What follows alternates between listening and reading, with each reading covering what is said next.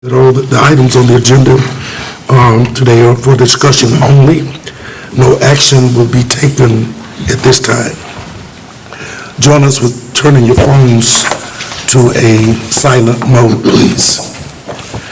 We didn't receive any request to address the board as outlined in the public meeting notice, so there are no public comments at this time. We'll move straight to our consent agenda. Ms. Barbara, you have several items on the consent agenda with Dr. Hill. So I've asked her to just go ahead and make all of her presentations, and then you can make the three that you have after she's finished. Okay. That's good. Okay, thank you.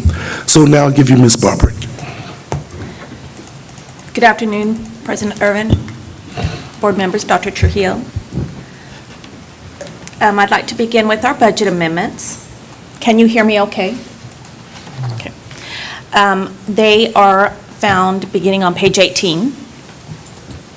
Our first budget amendment is to budget funds received from the Jobs for the Future grant for Margie Chumley Academy for Success.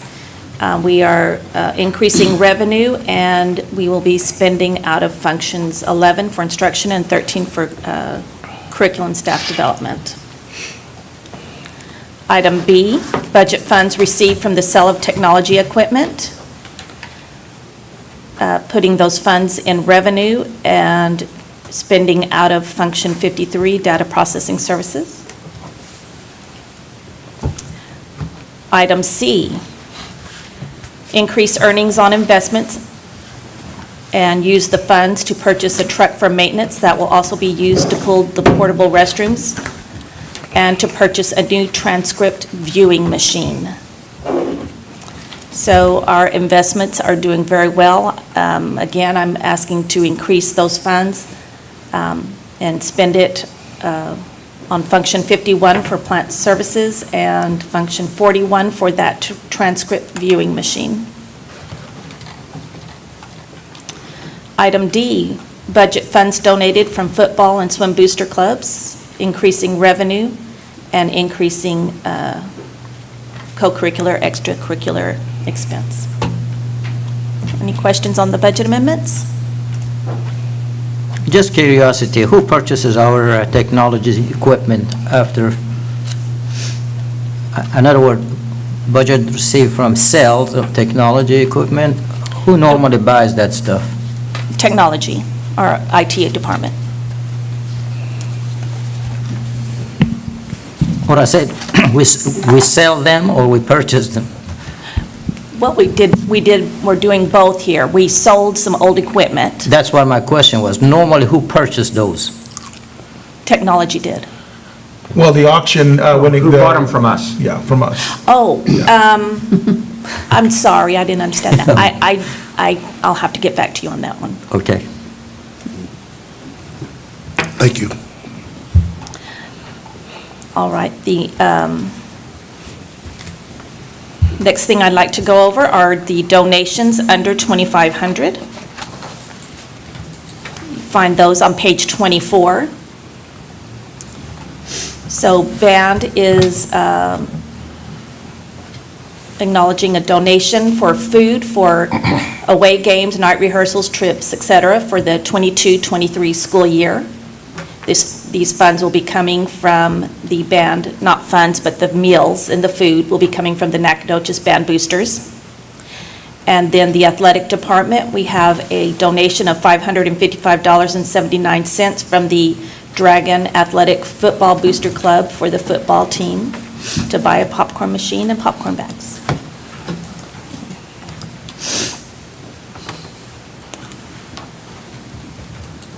Next is the investment report.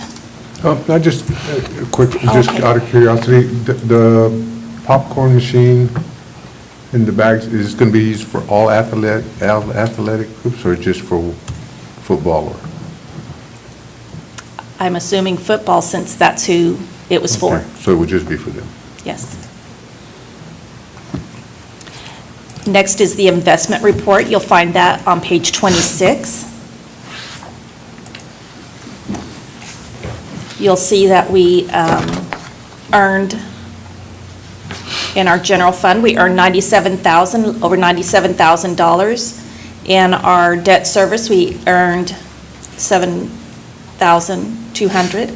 And in our bond, we earned $50,000. So again, we're thankful that those are doing well. And if you have any other questions on any of my other reports, I'll take those now before I move on.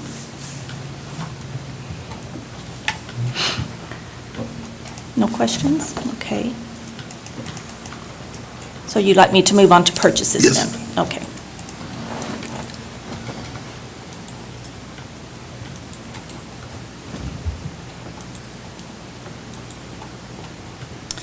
On page 60, we're requesting a purchase of 2 vehicles from Tipton Ford.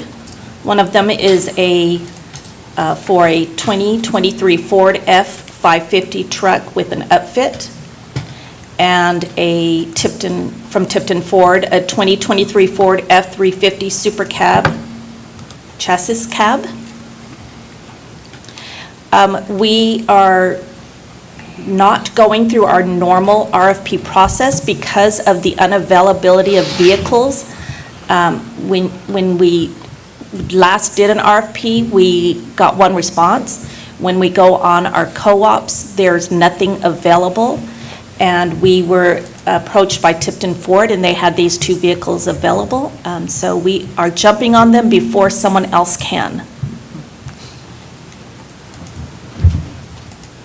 I think this is great. It supports local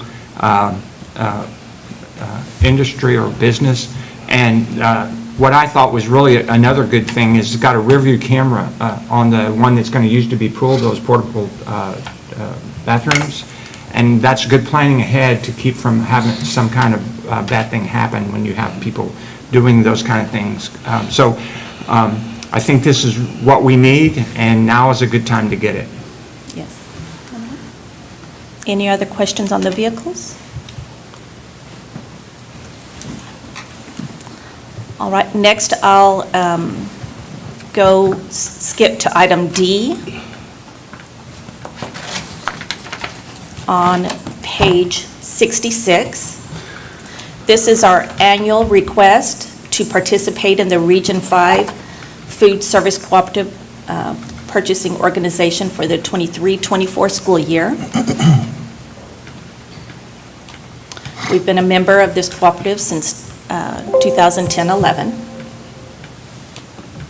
And our food service director is heavily involved in this purchasing cooperative.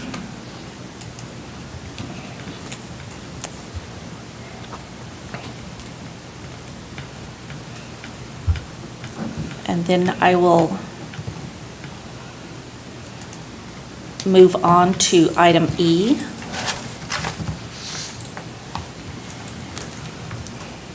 Which is on page 68. This is a request to participate in the Central Texas Purchasing Alliance.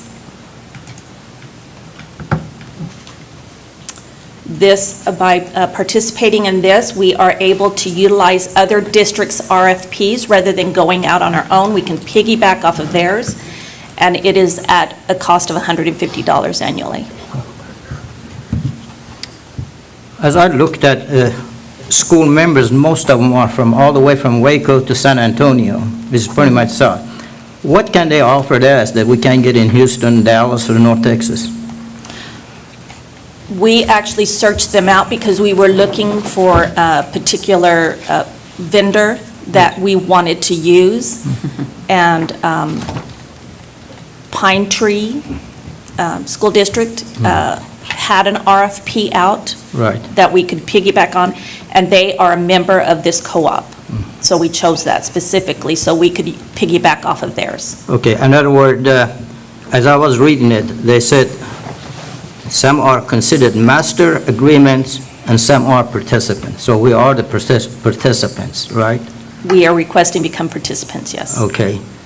and the products that we receive is not had warranty or guaranteed on it, so Well- it leans on us, correct? It depends on what what you're using for, so for instance, on this one, we were looking for professional development. Okay, thank you.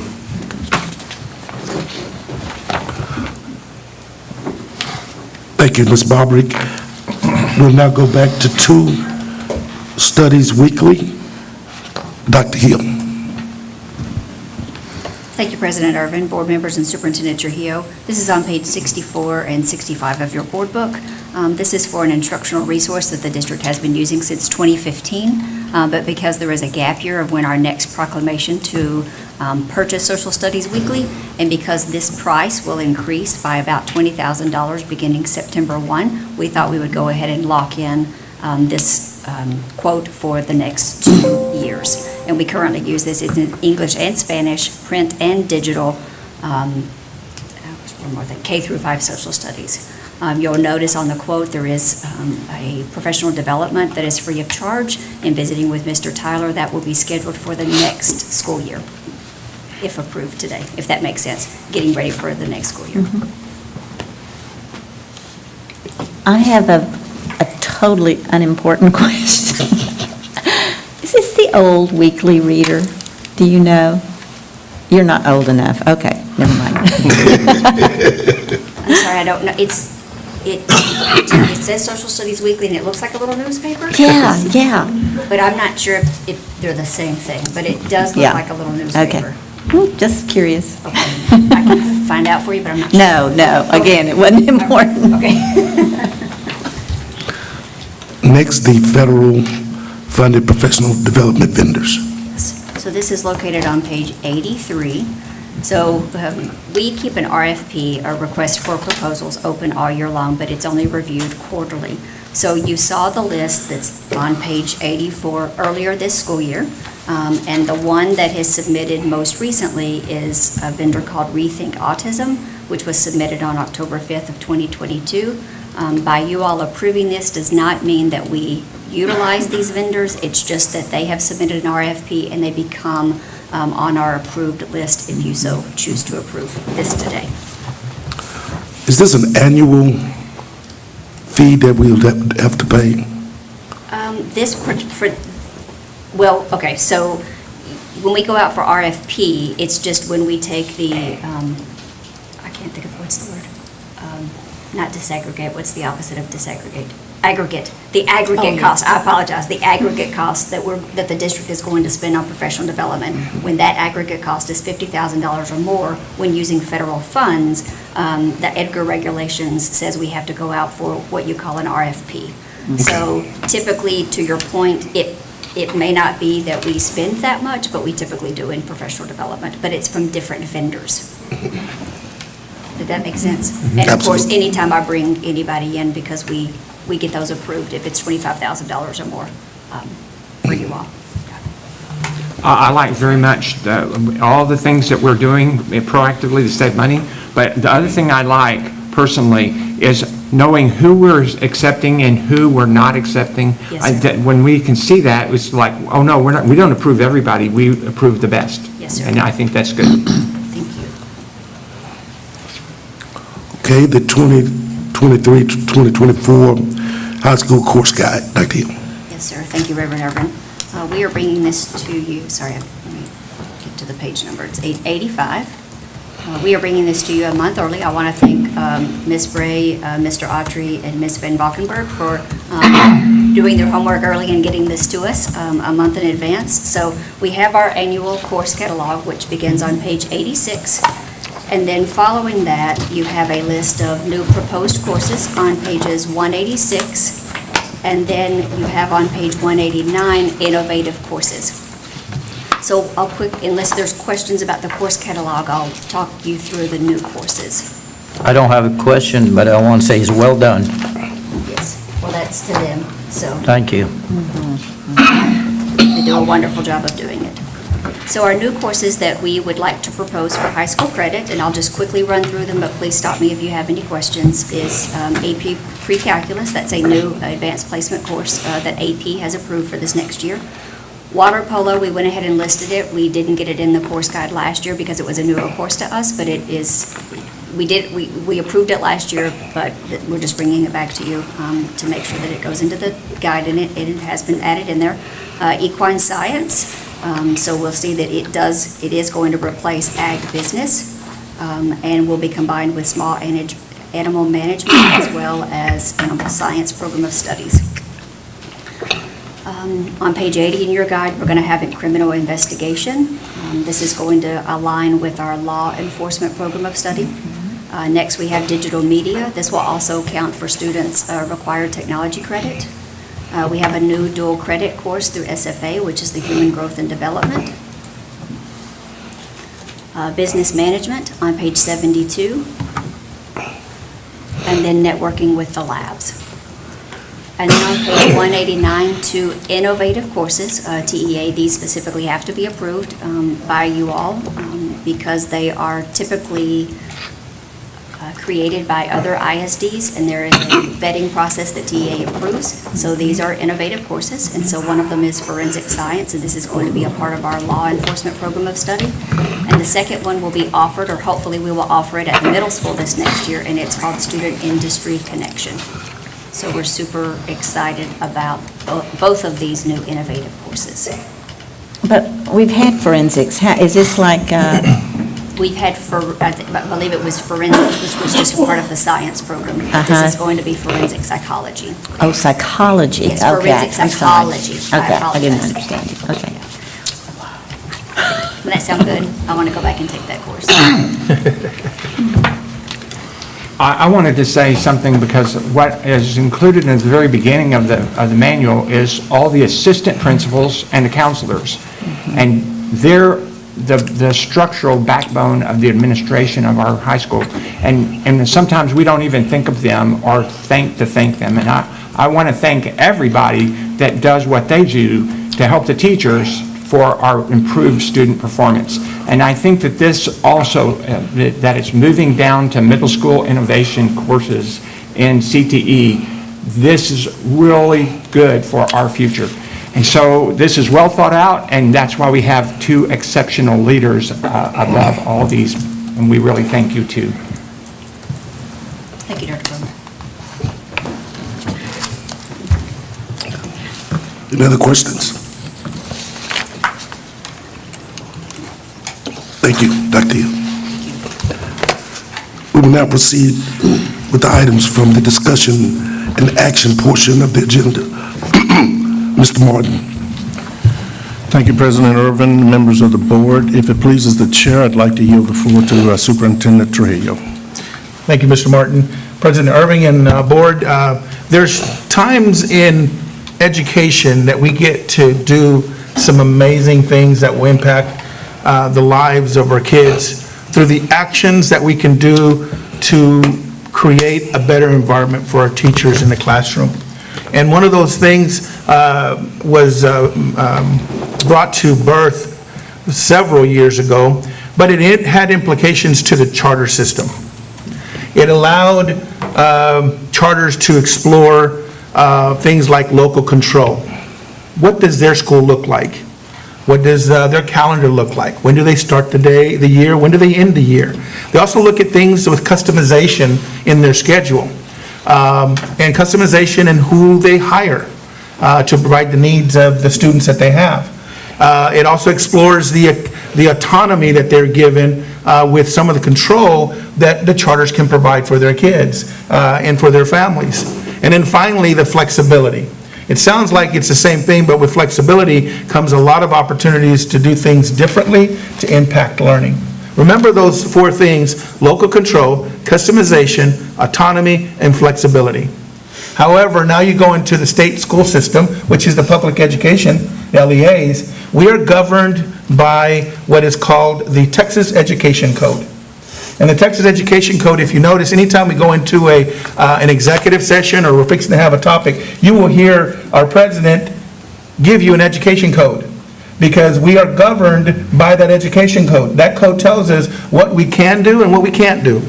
And so one of the things that I want to make sure as we're having this exploration into what it is to become a district of innovation is the ability for us to look at that education code and say, not at Nacogdoches. And Nacogdoches, we are going to set some things that are going to impact the lives of our teachers and make the work that they are providing and the lives of our kids a little bit different. The wonderful thing, though, is that we have been very, very thought-provoking in jumping into this. Remember, this started in 2014. Right now, 80% of the school system in the state of Texas is participating in it. Matter of fact, I can give you some hard fact numbers, and these numbers have changed somewhat. If you go to the website and figure out how many schools are District of Innovation, you will find that the TEA reports 910. But that's from the last update that they had on their website. If you actually count them, there are 962. So the next time they update, that's going to be the new number. And one of those numbers is Cushing ISD, one of our neighboring schools. They jumped in the spring and looked at it with regards to becoming a District of Innovation. The majority of our districts that are around us are participating and are a District of Innovation. The only one that we have is one of our neighbors that's just briefly, just a quick little drive right up here north of us. And I won't mention that district because I keep trying to see if we can pick up our kids to come back here. But it's an amazing district, and this impacts Nacogdoches and what our future is. So if 962, if you'll do the calculations with me, 962 school systems, LEAs, are a District of Innovation. You might ask, how many school districts are there in the entire state? Well, glad you asked. There are 1,026. So that means that we are in the company of 64 school districts that are not participating in the District of Innovation. 64 across the great state of Texas. And what I want to make sure that as we're looking and going forward, for whatever reasons, as we're wanting to make sure that we evaluate each one of the components on what it takes to become a District of Innovation, they've given us and governed us about 64 indicators. There are 64 little check marks that you can go in there and say that we're going to become a District of Innovation, and these are the areas that we're going to look at. But we're not going to address all 64, because not all 64 are relevant to what we need in Nacogdoches for our teachers and for our students. However, there are 7 of the 64 items that deal with the Texas Education Code. We want to go to the state and say to the Commissioner of Education, give us the authority, give this committee of teachers and educators that arrive with what these are, and this committee will come in and give the recommendations to this board as far as what we're looking, and then we report that to the state. And so those 7 items, you're going to hear, and I've got some folks here that we can get down to the specifics for any questions. One of them deals with Chapter 21, which is educators, the actual teaching. The other one deals with Chapter 25, which is admissions, transfers, and attendance. Okay? And then the other deals with Chapter 45, school district depository. So in those are some specific items that we're going to target. And the one thing is, I want to make sure it's clear to everyone in the public, to all of our educators, is once we identify the area, it doesn't change. This committee that we form, they make the decisions, they evaluate it, they dive into it. Who is this committee? It's a committee of teachers, educators in the classroom. Some of which I've had the privilege in the weeks prior to coming in here to go and sit down with individual teachers in this district that have shared a concern about becoming a DOI and heard their concern and be able to address and be able to understand and clarify some misconceptions possibly that are there, or even extend information that they may not have been aware of in becoming a District of Innovation. So there are some exciting times that are ahead of us because we are going to do things that are going to revolutionize our high school and our middle school and our elementary school.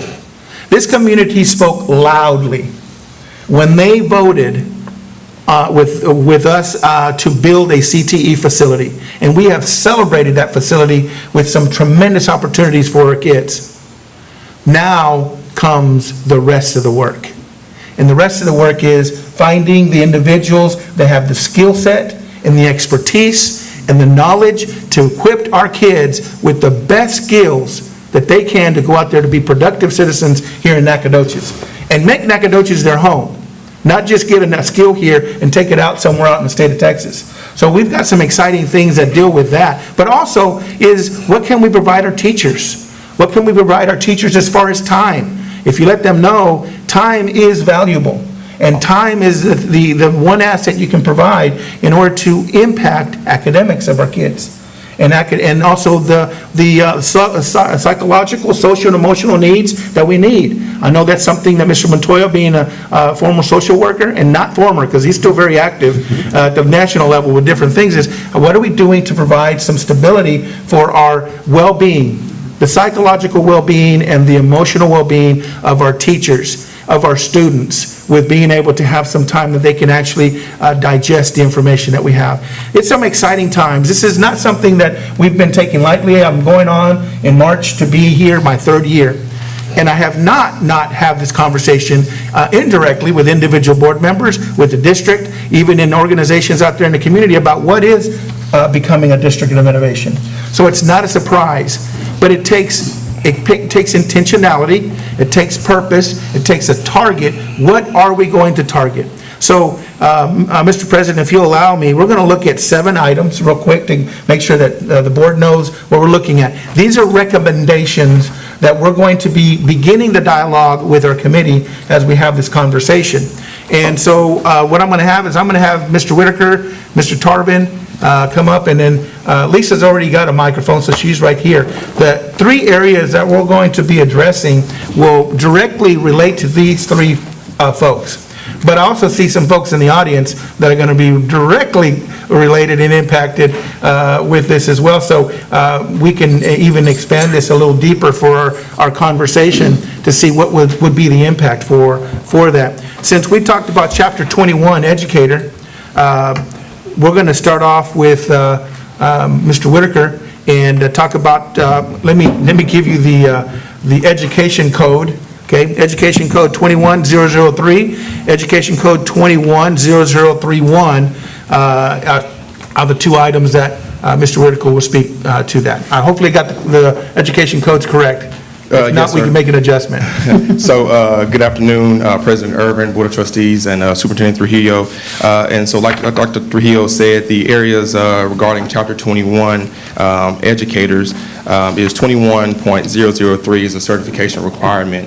And in research and in diving into what we found in most districts who have adopted District of Innovation, have really looked at our CTE program and looking at CTE, foreign language, and possibly bilingual programs to have the flexibility in order to get those people. So, for example, for CTE, automotive, those individuals may not have a teacher certification, but have the experience and knowledge to therefore teach our students about the automotive program. As we look to expand our CTE program, maybe cybersecurity, marketing and business level certifications. Some of those programs do offer certification, but to acquire those individuals immediately and readily available, it would give us the flexibility to go ahead and hire them and possibly work through alternative certification programs to get those individuals certified. So it allows us that flexibility in order to go ahead and obtain them to therefore get them on board to increase our knowledge for our students. So it gives the flexibility to look at the certification requirements and tailoring that and working with the state on meeting the certain requirements for those individuals to, again, put them in place to better educate our students. And foreign language is another example that we've seen districts adopt to, again, bring those expertise, hard staff areas like French. Therefore, even Spanish has been difficult for us to staff. So it gives you that flexibility to hire those individuals. As we move on to 21.0031, that's an area that we are looking at as well, is failure to obtain certification and contract void. Pertaining to that Texas Education Code, the state identifies that if you don't meet or not become certified in a certain amount of time, therefore your contract could be voided. If you fail to renew in a certain period, your contract could be voided. And as we work with, as we know, staff shortages and teacher vacancies are looming across the state and across even our rural area here in East Texas, that it will allow us to work with those teachers to make sure they continue to get certified, but it allows us the flexibility, more time in order to work with them and not constrain us to a certain time limit as we work with those teachers. And then the last one is Subchapter C, probationary contract, which is Texas Education Code 21.102, which talks about 5 out of the 8. So teachers who come to us who are experienced, it's a 5 out of the 8 rule. So if you've been teaching in education 5 out of the 8 last years, you come to us typically, if you're new to the district, you'd be placed on a probationary contract for 1 year. We know that with Looming, with TIA and other T-test requirements, it proves difficult sometimes for administrators to further evaluate or give us enough time to evaluate those teachers, even though they may be veteran teachers. So this provision allows us to extend that probationary period for even our experienced and veteran teachers to extend them for the limit of what we've seen to be 2 to 3 years. So whatever the advisory committee would settle upon as we look at that statute to again further evaluate those teachers who may be veteran, but allows us more time to evaluate them. So that would keep them on a probationary contract for a little bit longer, more than just 1 year. Any questions that we may have with regards to the general provision with Chapter 21 when it comes to staffing? I have to make some comments. Yes, sir. Teaching is, beside knowing the subject, there is a lot of other things involved. And those people who have not certified, they probably has their limited experience on people management. Are we going to train those people that they are not certified, but they're well educated on that subject? That's one. Second, if they are not, let's say we pick somebody out of SFA that's French-born and wants to come teach French to our students. It would be like me that learned English without any instructions, and that's where I am now. Am I making sense? Somebody has to know how to teach that subject, the verbs, nouns, and so on, how to make a sentence, rather than say adios, goodbye. In other words, teaching properly. If you're taking language, that person needs to learn very efficient, not just learn to communicate simply. That's my concern. Those of you know me, as long as I have been around here, education is one of my forte. I take more pride coaching my students in going classroom than playing soccer. So anything that benefits our students is my most concern. Am I making sense? Absolutely. Could I make a comment on that too? Because, yeah, it's one thing to know the subjects, it's another thing to know how to teach it. But I also am of the opinion that going through the process of certification and being certified doesn't always fully equip you as Exactly. well, as you know. And so this just encourages us to make sure that our staff development is always on top of our needs, because that's where the rubber meets the road. I mean, when they're actually in the classroom and then there's specific things that they're having to address. That's why I think our staff development that we're doing and paying for that's ongoing will help fill in with this delay in actual certification too. Our CTE people have to do that, don't they? I mean, everybody has to do it, don't they? Don't they all have to do staff development? Yeah, Correct. okay. Well, one of the things, and thank you for the question. It's absolutely imperative that we have that. You're going to see a relative connection between the folks that are speaking to you. Because if you just did this by itself, then when are you doing staff development? How are you providing the training for the teachers and supporting that? So you're going to see a connection between all of them. Also, it's the partnerships. When we're going out here, we're not just saying we're going to just open up this process. It's also specific relationships with entities that are providing something different. For instance, we are now in great partnership with Teachworthy. Correct. Teachworthy is looking at individuals that are committed to Nacogdoches ISD and have been here as paraprofessionals possibly and want to become teachers. But with that partnership and in the design, it allows us to pay a stipend to a teacher that is a mentor, that will be directly correlated in relationship with that student. Because you're right, what happens is you'll go to college, and I'll give you the example of literacy. okay? Some of the biggest issues we deal with literacy is we think that colleges teach kids how to teach reading. Well, it's not that way. So what we have to do is figure out how do we do the things that we do by providing them with individuals that know and they have their hands in the trenches.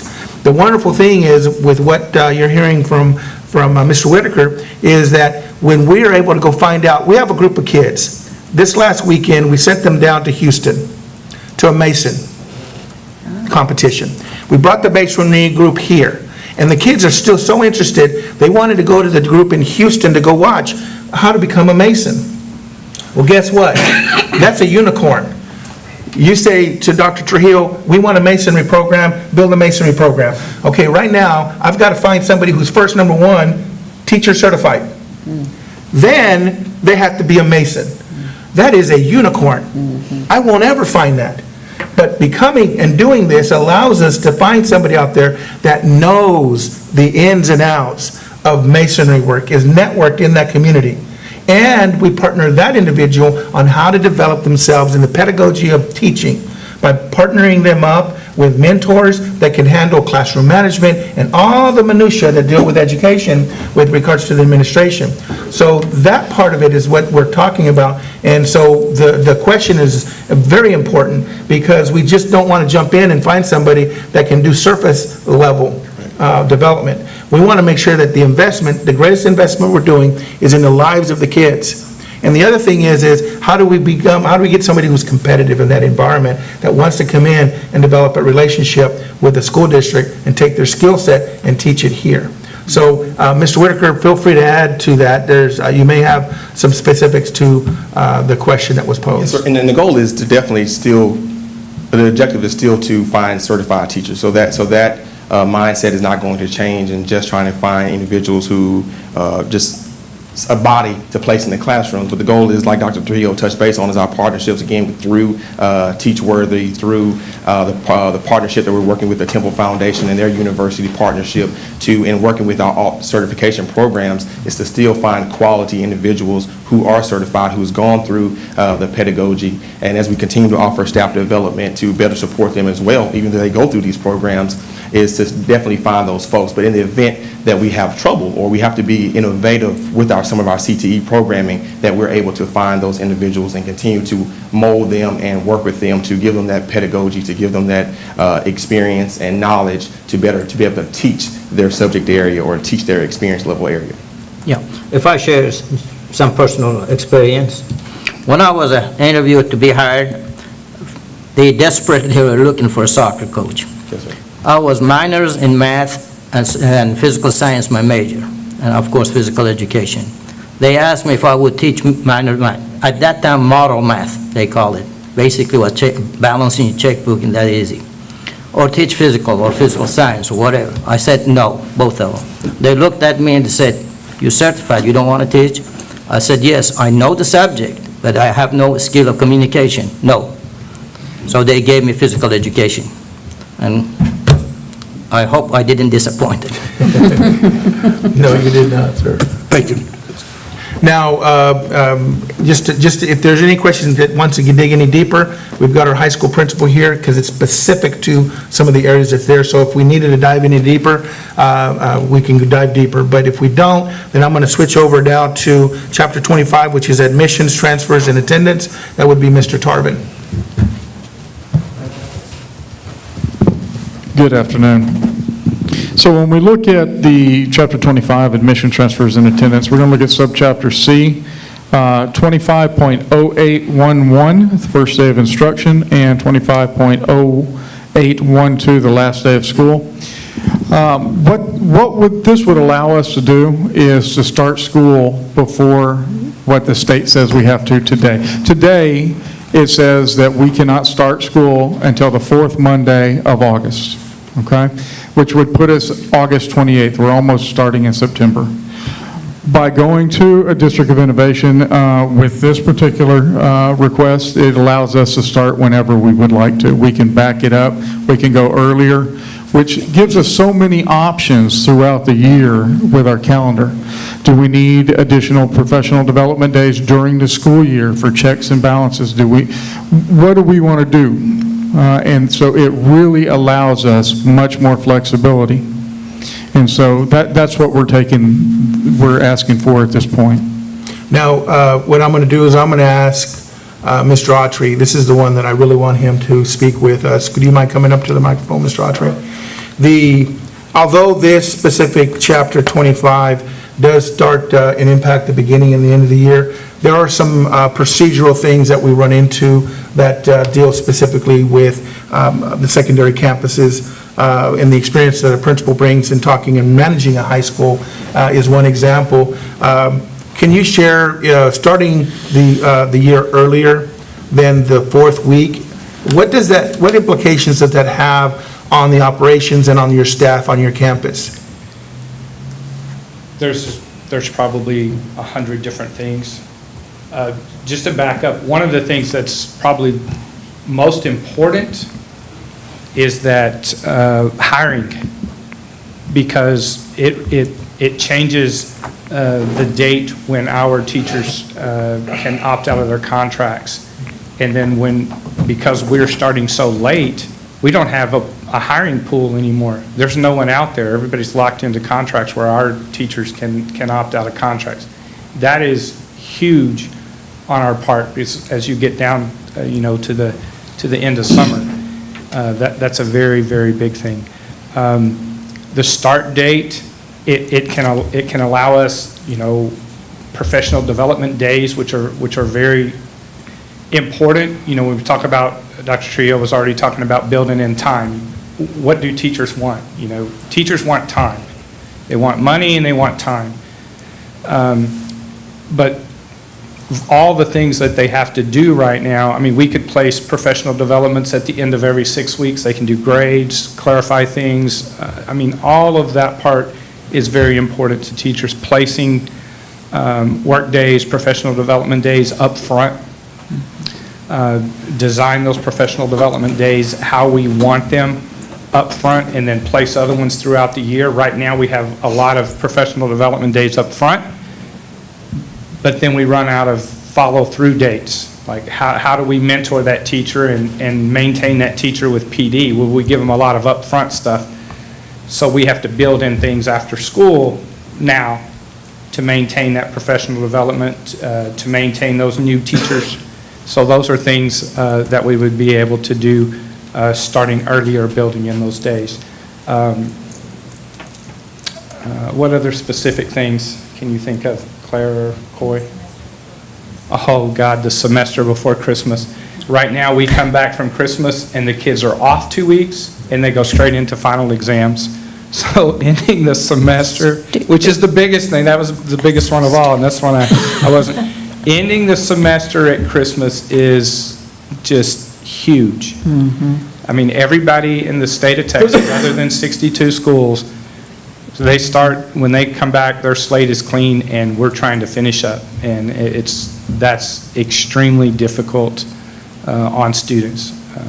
They got a 2-week break, and then you come back and test. They're not prepared to test. So the data that we get is skewed based on just coming, just from where they're at. So that's absolutely huge.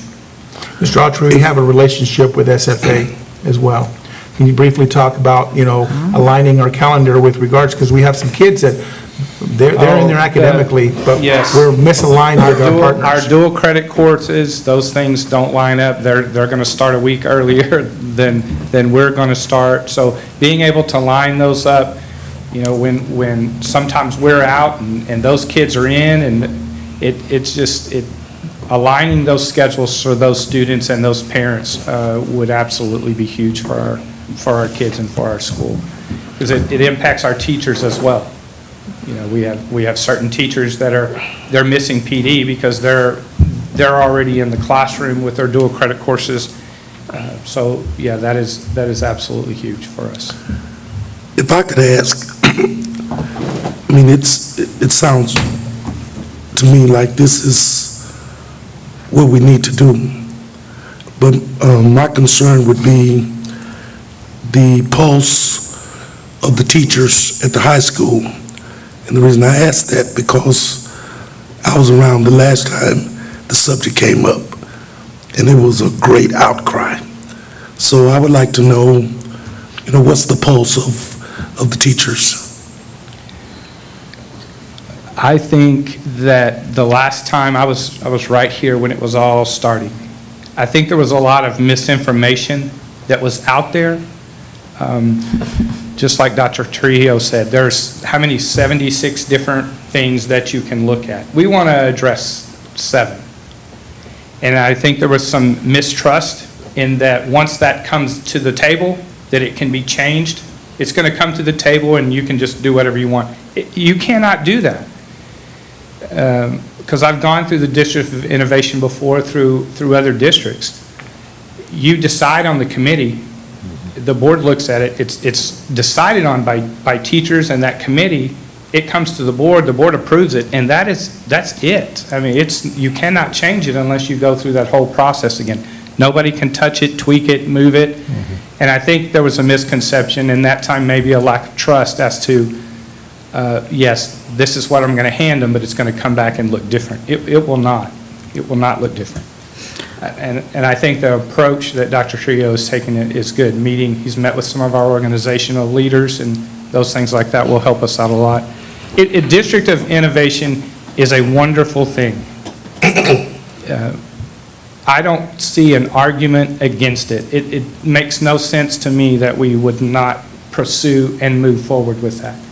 It benefits the high school probably more than the elementaries, just because of semesters and certifications with CTE and placing professional development and other.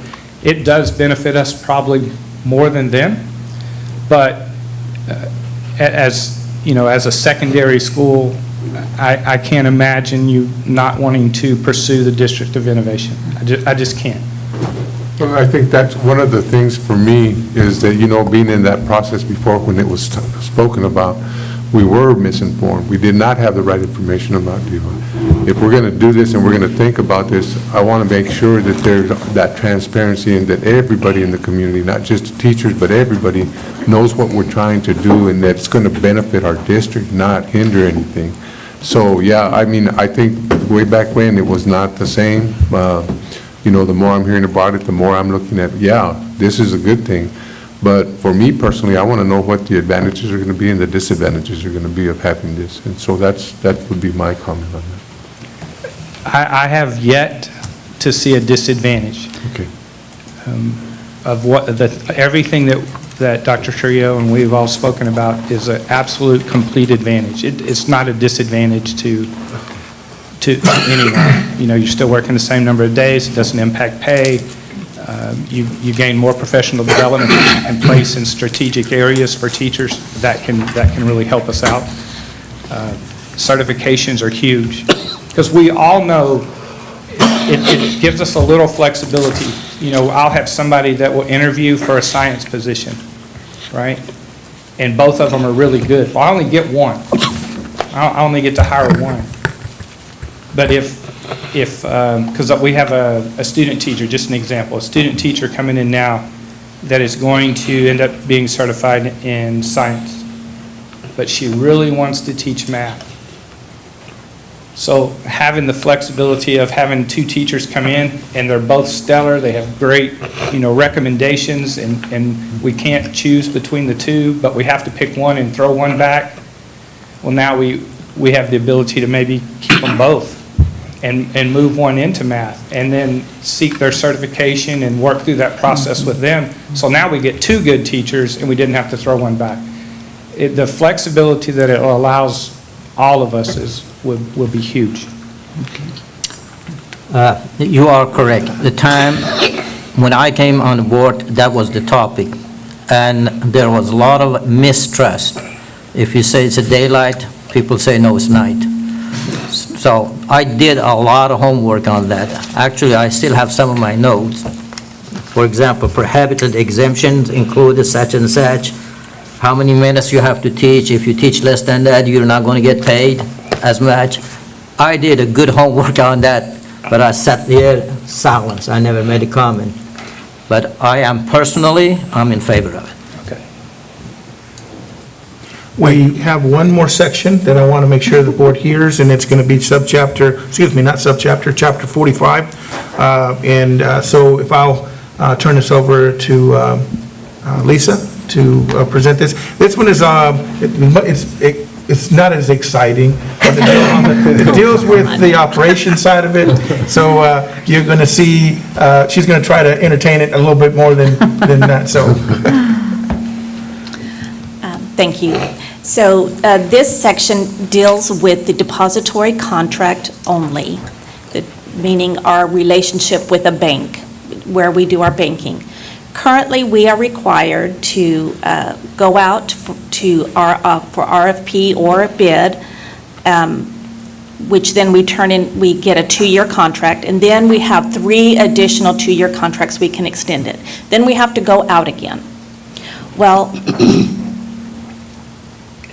this does not take into account where you might live or where the district is. So we are in a semi-rural area. We don't have a lot of choices when we go out to bid. And it's also important that you keep a relationship with your local community. It also, when you have to go out to bid and evaluate, that's an undue burden on administration when there's nothing broken, you know. But it does not, it doesn't mean that you can't go out to bid. If you see that things are not working out well, well then you can go out to bid. But this gives us the flexibility to continue with a good working relationship with a bank, and a local bank preferably, you know, if that's the kind of situation you're in when you're in a rural community. Also, think about, like, with your own bank account, you may have bill pay set up, or with us, it's payroll. You've got all these systems in place that are only relevant to that bank. And if you're having to change banks, that's a big process to go through for something that is not broken. So this just gives us that flexibility to stay with the bank when you're happy with them and when they're competitive. And again, it does not stop you from going out if the need arises. So is it indefinite? I mean, we could stay as, Yes, it's pretty cool. As long as we are in the District of Innovation. that's right. Yes. That only applies for the District of Innovation. Otherwise, we have to, like, for, this is our new year coming up. We have exhausted our extensions. And if we don't go into into District of Innovation, we will have to go out. Thank you. That concludes the kind of the broad brush of 7 areas. Yes, sir. I just wanted to make a comment. Being a Leadership TRASB graduate, there were 36 of us, 35 school districts were represented, and a lot of them were big, but there were some small ones. And then we go out through the state and we look at these places. And the places that we saw that were fabulous and big CTE programs and stuff, they're all districts of innovation, all of the good ones. The ones that didn't become districts of innovation were little bitty schools, 200, 300, 500, because they didn't see the advantage, because they have so much better control because of the small numbers. We are trying to get out of a rut that we've been in, and we need to get onto new firm ground that's modern in thinking, like our teacher incentive allotment. And there are many other things that are happening. So this District of Innovation, basically, if we don't adopt this, we will smother ourselves. And so we depend on this committee to come and thoroughly investigate this and thoroughly communicate it, because as I see, the majority of people who've spoken, as long as it's transparent and well communicated, you know, I back it, and everybody else can speak for themselves, but I think this is really, really important. We need to get on board to advance, get traction, and think students' performance, it depends on teachers, and the teachers that we need to hire, the best teachers we can get, and then keep them. So you can see I'm 1,000% behind District of Innovation. And that's the training that I saw all over the state when I was doing my training. Reverend Irving, just to cap, put the period at the end of the statement presentation, is just so that everyone clearly understands, this is not a lifetime commitment. It's 5 years. We apply to be considered, we submit whatever the committee comes up with. We have 5 years. We have to renew within before 5 years is up, or we have to go through this process all over again. And there's a number of districts that are having to do this all over again because their time ran out. The other option is, as long as we're academically performing to what the commissioner has established, then the state cannot come in here and remove your selection as being a district of innovation. So it has an academic charge to it, that if you want to continue to do the innovative things with your calendar, you have to have academic success with what you're doing with the kids. The other that I want to make sure that it's very clear and very transparent, and it's some of the conversations will continue this, is who is going to do this? We are going to have teachers. We're going to have groups that are already formed in the committee. The district advisory committee that we do have will be a subgroup into this. If you'll notice, today's conversation, I could have sat here and presented it to you. The knowledge also is in our principals and in our folks that are working, in our teachers, and so you want to hear from those folks as this is presenting. This decision of moving forward today is simply, this week is simply to inform the public that Nacogdoches ISD is interested in pursuing and investigating becoming a district of innovation. And we will have a portion of the meeting that will allow public comment. And I encourage our community, our teachers, anybody who is out there, I am encouraging you to come up here and share what you want to share regarding the District of Innovation, because that gives us the charge so that we can be better informed in communicating with our committees. And then finally, the last step will be authorizing that with regards to what the committees are going to be selected. I won't name those committee members to you because I want to make sure that it's open and available to any educator that's out there in the organization that wants to be part of this conversation and part of this journey, because everyone has something to offer that can make this a really great opportunity for the entire community. So with that, Reverend, I'll turn it right back to you, sir. Thank you. The next item is that of consideration of the fire alarm replacement project. Mr. Martin.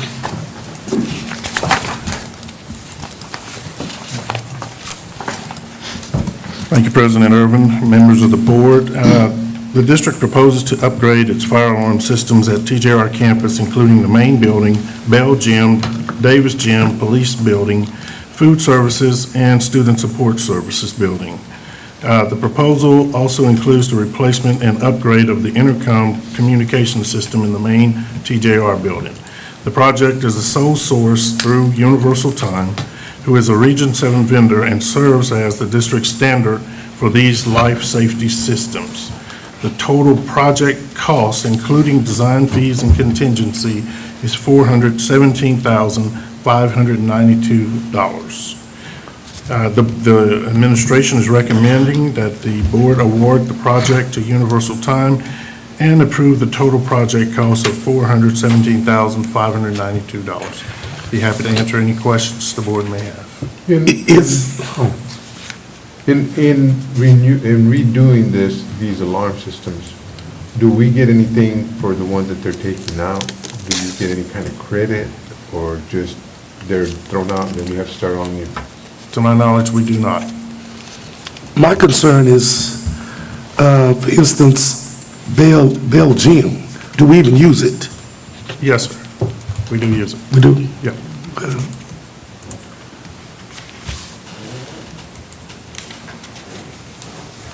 I did some research on this Universal Time Equipment Company. They're 53 years old. They cover all of East Texas from the top down below us. It was over 40 counties. And they have an A+ rating from the Better Business Bureau, and they do not have one complaint against them in 53 years.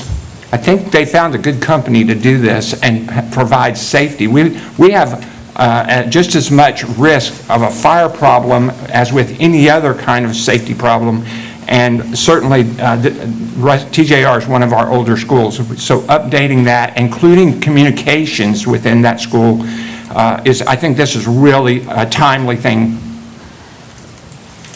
Dr. Gorman brings up a good point. The district has used universal time for a number of years for a number of projects. If it's okay, we have the option to move it to our consent agenda. I just have one more question, Sure. if I could. Okay, so in replacing these, would they also be responsible for maintenance of our fire alarm systems throughout the year, or 5 years, or whatever? Or do they just install them and then that's up to us to have them? Mr. President, if I may, I think Mr. LaRue is in the audience. If I may, bring him to the podium.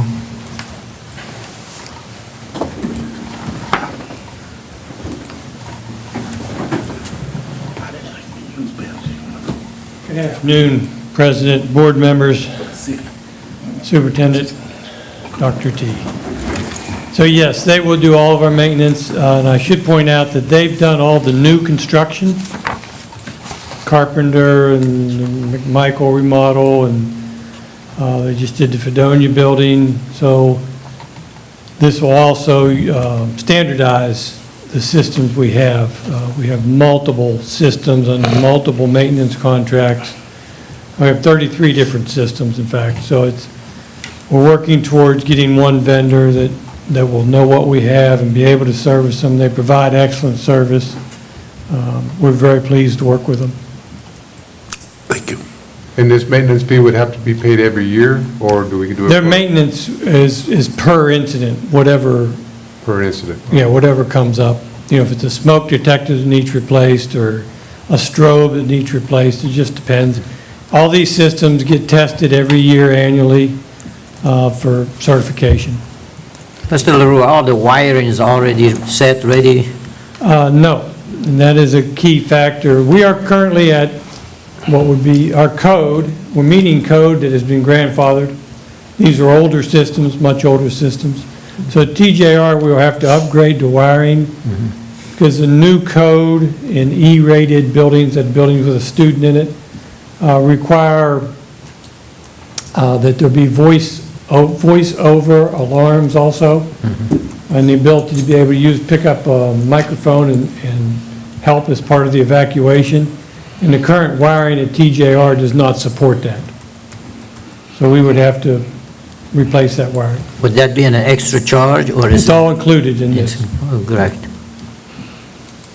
I think I saw White Electric is doing that. Yeah, White Electric does all the, they sub the White Electric to pull the old wire and run the new wire, and then their technicians, which is what their strong suit is, they hook up all the equipment. Thank you. If there are no objections, we'll have that item moved to the consent agenda. Yes, sir. Thank you. Thank you. HVAC project for the central kitchen, Mr. Martin. Thank you, Mr. President. At this time, Mr. Curtis and Mr. LaRue are still working out some numbers for that project. We hope to have it to the board by Thursday. Didn't we just replace that like 3 or 4 years ago over the summer? Not that one, no, sir. This is the big one that went out. Mr. LaRue? I can clarify. Okay, thank you. Several years ago, we did, you may be thinking about, at Central Kitchen, we did a new exhaust system, a new hood, fresh air in, old air out. If you're familiar with the Martin Building in Central Kitchen, there's also a little portable as you enter from Central Kitchen side. There's also a large chiller that quit working. It died. And that chiller used to maintain the Martin Building and Central Kitchen, part of Central Kitchen. And now Central Kitchen doesn't have anything. So what we're having to do with this project, and this really has become quite complicated, is change from a great big industrial chiller system where it ran all the buildings to a package unit system. So there's a lot of demo that has to happen to get all that old equipment out. and then a lot of retrofitting to get the new equipment to fit so that the system will work. We thought we would have that by today, and I'm sorry we do not. Okay, thank you. We'll just look for further discussion on Thursday then. Thank you.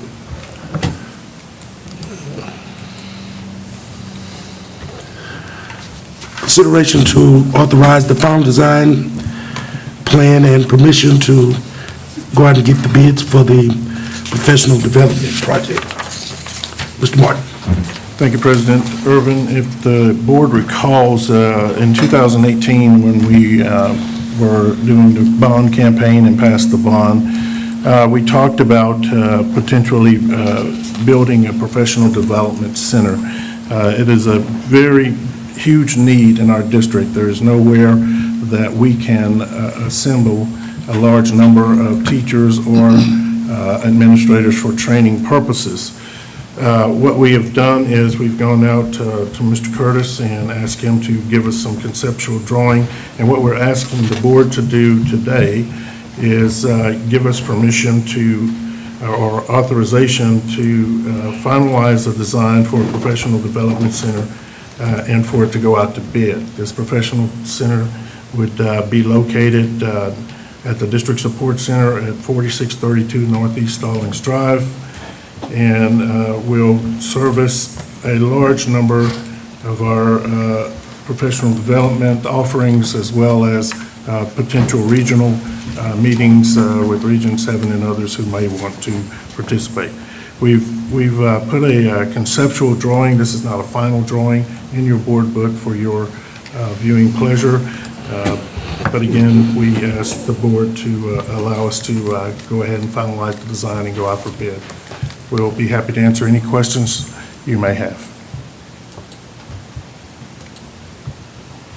So when we call it a training complex, Dr. Hill, do we anticipate that this facility might be extended to other school districts, other people in the community to utilize for training? Or will it just be used for?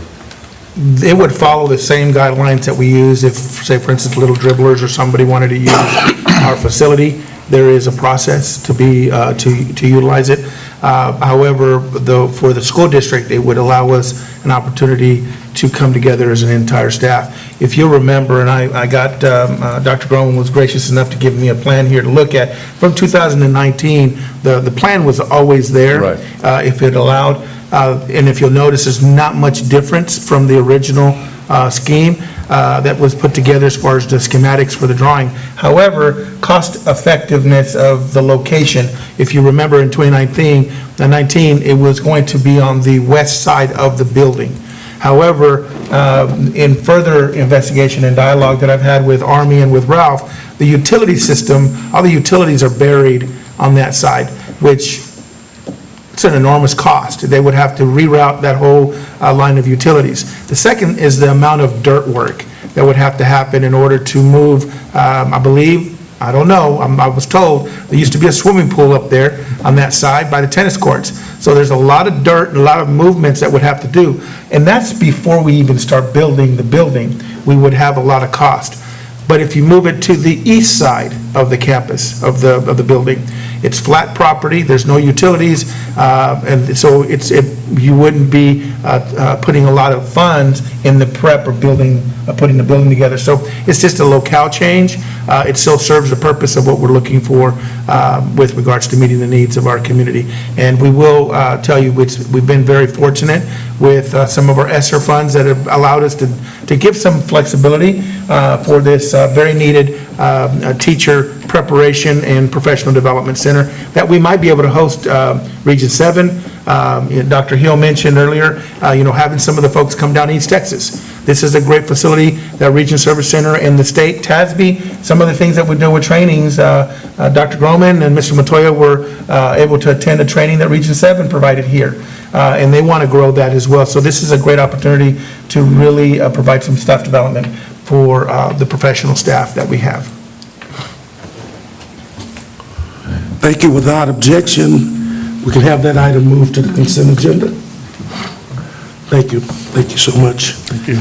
This time, the board will now conduct an executive closed session to discuss items posted on our agenda pursuant to the following provisions of the Texas Open Meeting Act as allowed by Texas Government Code Sections 551.071, 551.072, 551.074, and 551.129. No voting will take place in closed meeting. Any action the board wishes to take as a result of discussions in closed session will take place after the board reconvenes in open session. It is now 1:10. We will not reconvene into open session before 3 o'clock. We should not be, 3 o'clock, we should be back in here. What time?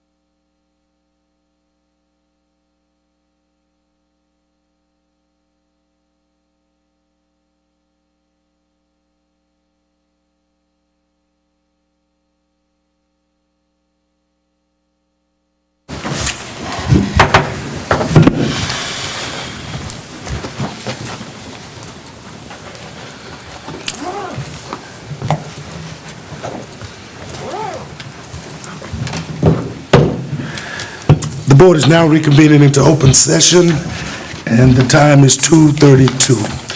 Are there any requests for future agenda items? Not at this time, I don't have any. To my left? No request. Okay, at this time, the chair will entertain a motion. I move that we adjourn. I'll second. So ordered. All right.